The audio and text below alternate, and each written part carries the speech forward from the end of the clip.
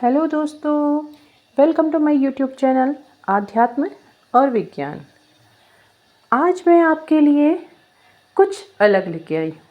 हर बार हम पर्वों या विशेष मान्यताओं का विश्लेषण आध्यात्म और विज्ञान की दृष्टिकोण से करते हैं, लेकिन आज मैं उत्तराखंड के एक लोक पर्व जिसे गौरा महेश का पर्व भी कहा जाता है, सातू आठू भी कहा जाता है, अठवाली भी कहा जाता है, इससे जुड़ी एक कहानी लेकर आ रही हूँ।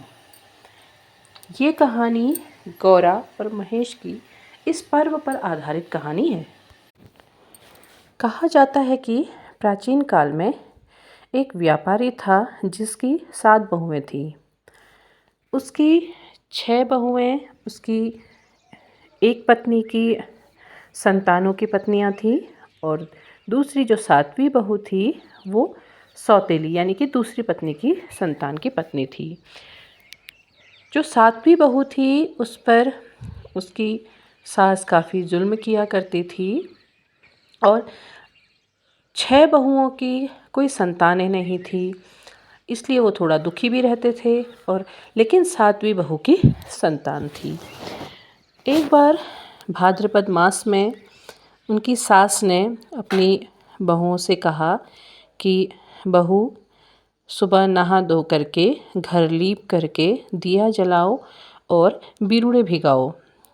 यह काम सबसे पहले उनकी सबसे बड़ी बहू को कहा गया, लेकिन जब वो बिरुड़े भिगा रही थी तो पहली बहू ने एक दाना चख लिया, जिससे वह उसका व्रत असफल हो गया। उसके बाद उसने अपनी दूसरी बहू से कहा। उसकी दूसरी बहू ने भी सुबह नहा धोकर घर को लीपा और जब बिरुड़े भिगाने लगी तो उसे कुछ भूख लग गई और उसने भी बिरुड़ा चख लिया। इस प्रकार 6 बहुओं ने प्रयास किया, किंतु वह भूख लग के कारण बिरुड़ा चख लेती। बिरुड़ा अर्थात 5 या 7 प्रकार की दालों का मिश्रण। अब अंततः केवल रह गई 7वीं बहू, तो उन्होंने उससे भी कहा कि बहू, जाओ नहा धो करके घर को लीपना और साफ़ सुथरे तरीके से बिरुड़े भिगाओ और दीपक जलाओ। तो 7वीं बहू ने सुबह नहाया, घर की साफ़ सफाई करी, घर को लीपा और उसके बाद बिरुड़े भिगाए। लेकिन जब वो दिया जलाने लगी तो उसके पास कुछ भी नहीं था। तब वो अपनी सास के पास जाती है। सास से कहती है कि मुझे दिया और तेल दे दो ताकि मैं दिया जला पाऊँ। किंतु उसकी सास उसे दुत्कार देती है और कहती है, अगर तुझे दिया जलाना है तो जा कर के अपने माँ बाप से, अपने भाई से मांग, जा कर के उनसे सोने का दिया मांग और कपास की बाती मांग के ला, तब दिया जलाना, और नहीं है तो गाय के गोंद से जला ले। बहू बहुत दुखी हुई। वह एक बर्तन में गाय का गोंद भर के लाई, उसमें उसने दूर्वा को रखा और उसने दीपक जला लिया। इसके बाद वह दुखी होकर के अपने बच्चे को अपनी सास के ही पास छोड़ करके अपने मायके को चली जाती है। जब वो मायके को जाती है तो उसे समझ ही नहीं आता कि वो किस मार्ग से जाए, क्योंकि बहुत छोटी उम्र में विवाह होने के कारण वो अपने मायके का मार्ग भूल चुकी होती है। तब मार्ग में जब आगे बढ़ती है तो उसे सबसे पहले हिसालू की डाली मिलती है। वो हिसालू की डाली से पूछती है कि मुझे मेरे मायके का रास्ता बता दो। तब हिसालू की डाली कहती है कि तुम कहाँ से आ रही हो और कहाँ को जा रही हो। तो गौरा कहती है कि मैं अपने ससुराल से आ रही हूँ और अपने मायके को जा रही हूँ, लेकिन मुझे मार्ग नहीं पता है। किंतु हिसालू की डाली कहती है कि मुझे नहीं पता है। तब गौरा उससे कहती है कि हिसालू की डाली, तू फल जाना, फूल जाना और तुझ में खूब फल लगे, लेकिन अंत में तुझ पे कीड़े पड़ जाएं। इसके बाद वह रोती बिलखती सी अपने मार्ग में आगे बढ़ती है तो आगे उसे किलमाड़ू की डाली मिलती है। वह किलमाड़ू की डाली से भी उसी प्रकार रास्ता पूछती है, किंतु किलमाड़ू की डाली भी मना कर देती है। तब जिस प्रकार उसने हिसालू की डाली को कहा, वैसे ही किलमाड़ू की डाली से कहा कि तू फल जाना फूल जाना, लेकिन अंत में तुझ में कीड़े पड़ जाएंगे। ऐसे ही आगे बढ़ते हुए उसे अंत में काफल की डाली मिलती है। तब वो काफल की डाली से अपना मार्ग पूछती है, तो काफल की डाली उसे मार्ग बताती है कि इस प्रकार से मार्ग में चलते हुए तुम अपने मायके पहुंच जाओगी। तब वो काफल की डाली को आशीर्वाद देती है कि तुम फल जाना फूल जाना और तुम्हारी खूब जय जयकार हो, पूरे समाज में तुम्हें खूब सम्मान मिले।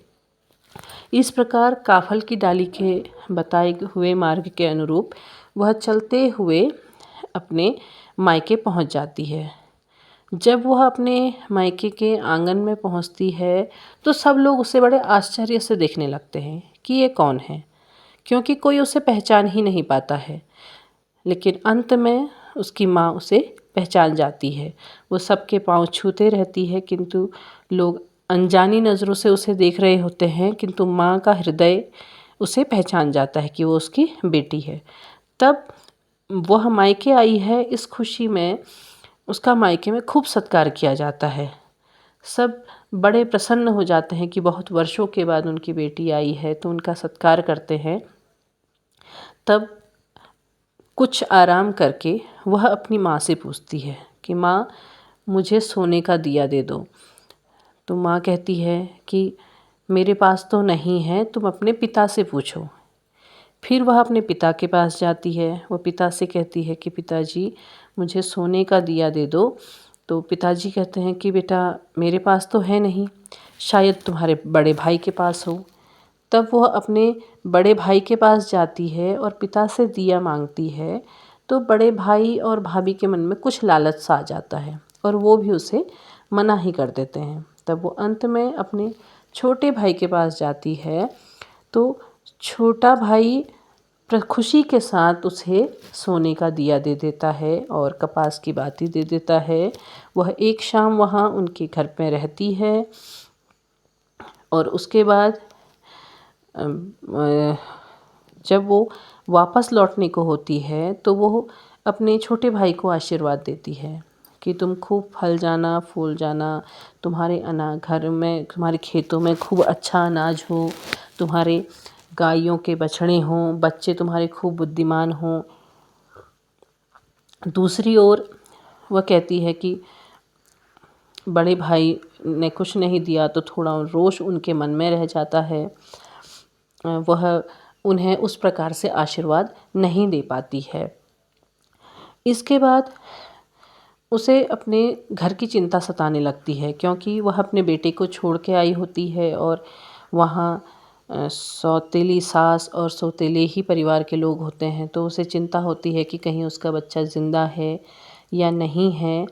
तो तब तक उन्हें महेश्वर भी उन्हें लिवाने के लिए आ जाते हैं। तब उसकी माँ कुछ बिरुड़े गौरा को देती है और कहती है कि बेटा, तू इन बिरुड़ों को रास्ते में गिराते हुए जाना। यदि ये हरे हुए तो तेरा बच्चा ज़िंदा होगा, और यदि सूख गए तो फिर उम्मीद मत करना।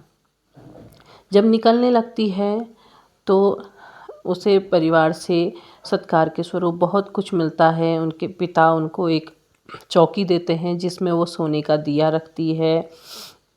माँ उसे दशहरे की रोटी देती है और वो सब सामान लेके बिरुड़े लेके अपने मार्ग में वापस लौट जाती है। तो पूरे मार्ग में वो बिरुड़े थोड़ा थोड़ा करके गिराते हुए आती है और मुड़ के देखती है तो बिरुड़े हरे होते हैं। तब वो उसे उम्मीद हो जाती है कि उसका बच्चा जीवित है। इधर ससुराल में उसके बच्चे पर बहुत जुल्म हो रहा होता है, क्योंकि वो बहुत छोटा था। तो कहीं उसे बैलों के पैरों के बीच में डाल दिया जाता है, क्योंकि बैल बहुत मारते थे, तो ताकि वो मर जाए। लेकिन बैल उसे चाटने लगते हैं और बैल उसे नहीं मारते हैं। जब कई प्रयासों से भी बच्चा नहीं मरता है तो वो उसे बिच्छू घास की झाड़ी में फेंक देते हैं। किंतु वहाँ ससुराल में उसकी एक ननद थी जो उससे बहुत प्रेम भाव रखती थी, वो वहाँ से उसे बचा लेती है। अंत में वो लोग उस बच्चे को पानी के कुएं में फेंक देते हैं, कि अब यहाँ से वो नहीं बच पाएगा। इधर गौरा अपने मार्ग में वापस लौट रही होती है तो उसे मार्ग में कुआं मिलता है, वही कुआं जहाँ उसका बच्चा फेंका होता है। वह बैठती है तो उसे महसूस होता है कि उसके बच्चे को भूख लगी है। वो पानी पीती है और अपने स्तन धोने लगती है। जब वो इस प्रकार से कुएं में झुकती है तो उसके गले में दूर्वा की डोर बंधी होती है और बच्चा उस दूर्वा को पकड़ लेता है और ऊपर आ जाता है। वहाँ वो अपने बच्चे को देख के खूब खुश होती है, उस बच्चे को खूब पुचकारती है, दूध पिलाती है। उसके बाद गौरा, महेश्वर और उनका बच्चा अपने परिवार, अपने घर वापस लौट जाते हैं। तो घर में वापस लौट करके वो अपने बच्चे को खूब खिलाती है। इसीलिए इस पर्व में बाला खिलाने की परंपरा है। दूर्वा और फूल फल इत्यादि से एक बाला बनाया जाता है जिसे महिलाएं गोद में खिलाती हैं, नचाती हैं। तो इस प्रकार से वहाँ किया जाता है और यही परंपरा आगे चल कर के बिरुड़े भिगाने की परंपरा से भी जुड़ी कि बिरुड़े भिगाते हैं, अनाजों में अंकुरण होता है। इसका मतलब कि आगे को अच्छे सुख समृद्धि बच्चों के संबंध में अच्छी कामनाएं की जाती हैं। तो ये कथा गौरा महेश्वर से जुड़ी कथा थी। इस कथा में होने वाले जितने भी रीति रिवाज कर्मकांड होते हैं वो कहीं ना कहीं परिवार की सुख समृद्धि और बच्चों के लिए अच्छे कामना से संबंधित होते हैं। इसी कामना के साथ फल उछालने की परंपरा भी है कि फल उछाले जाते हैं ताकि जो भी निसंतान दंपत्ति हैं उन्हें संतान प्राप्त हो, उनके घरों में खुशियाँ आए।